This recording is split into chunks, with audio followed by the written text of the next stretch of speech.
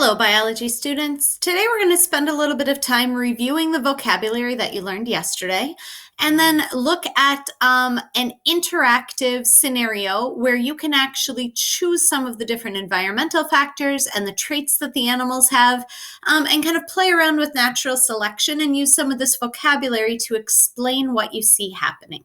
So first we're going to start just with a little review. There are a couple of pictures shown here. See if you can explain what's happening in these pictures using some of the vocabulary from yesterday. So in the first picture on the left here, you can see there are a couple of animals here. I don't know if these are supposed to be horses or cows or I don't know. But you can see within this population, there is some variation, right? You have some that are short, these two, and you have this one that's tall. That variation was probably caused by some genetic mutation that just randomly happened. You ended up with this extra tall one. So that's the variation that you have within this population.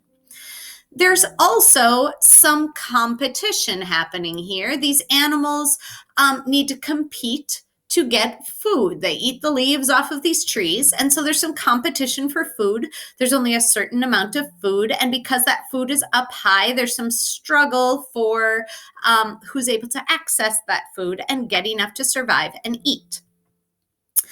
And you can see in the middle picture here that this one, the one with the extra long legs, has higher fitness. It is able to reach those leaves where the others can't. So the selective pressure, the thing that's kind of doing the choosing about which of these organisms is going to survive, is the location of the food. The selective pressure is the fact that the leaves are all up really high.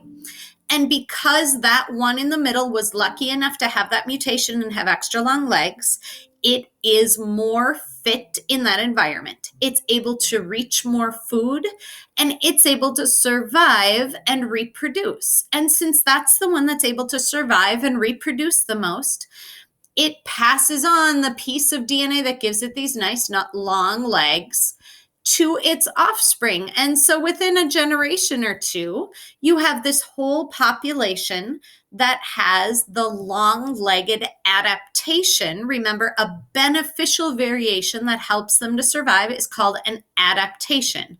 That process of this variation being passed on because it's beneficial to the offspring and increasing within the next generations is the process of natural selection. So natural selection has caused this population to change over time. At the beginning, you had a population where most of them were short-legged, but over the course of a few generations, natural selection has caused that population of organisms to become long-legged because that's an adaptation that helps them to survive within that environment.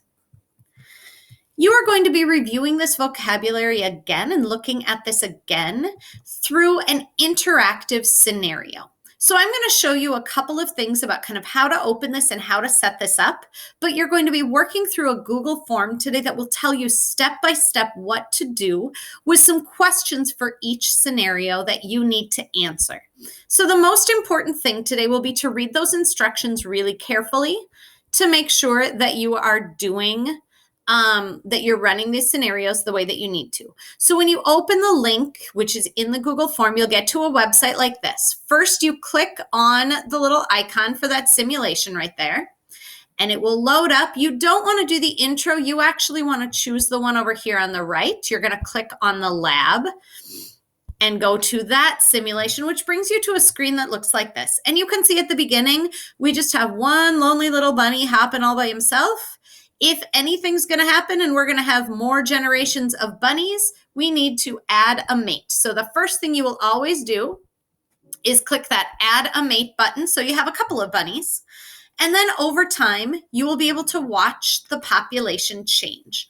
One thing that might be kind of helpful down here in the bottom right, there's this little fast forward button. If you get kind of bored of watching bunnies hop around, you can just hold that button down. And if you watch the graph at the bottom, you can see this speeds it up a little bit.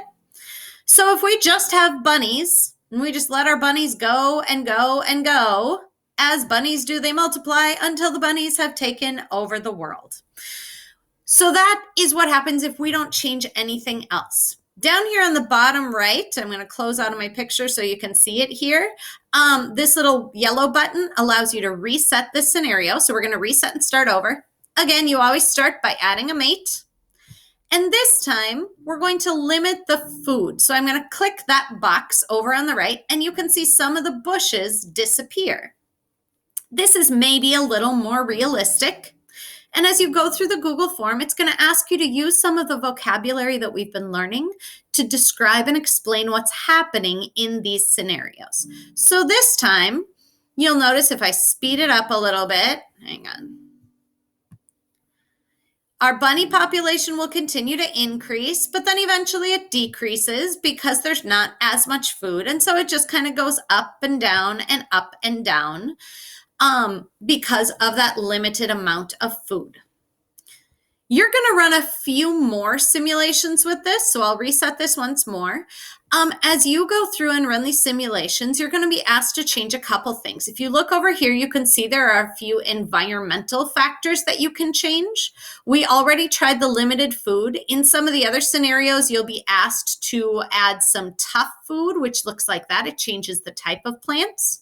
Or to add some wolves, which adds some predators into our scenario. I don't think they're going to come in right now when there's only one poor little bunny to get eaten. Let's see.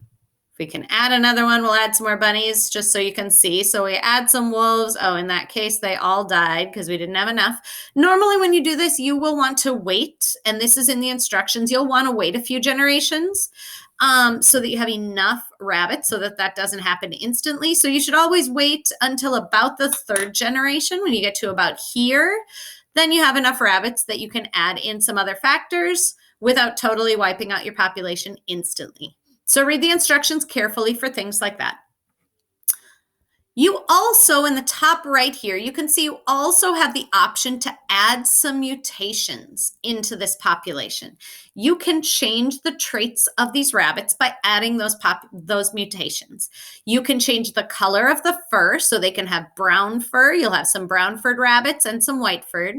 You can change the shape of the ears so that you can have some droopy-eared rabbits, and some will still have those upright ears. And you can change the teeth so that some of them have long teeth instead of the normal shorter teeth. When we change the mutations today, we're not going to use the recessive buttons at all. We're only going to change them in the dominant column right here. That just keeps this simulation a little cleaner and easier to figure out what works. So go into your Google Classroom, open that Google form, follow the instructions carefully, and refer to your notes from yesterday as you're trying to answer the questions and explain what's happening to this rabbit population in terms of natural selection and variation and competition and all of those things we talked about yesterday. Contact your teacher if you have any questions. Have a great rest of the day.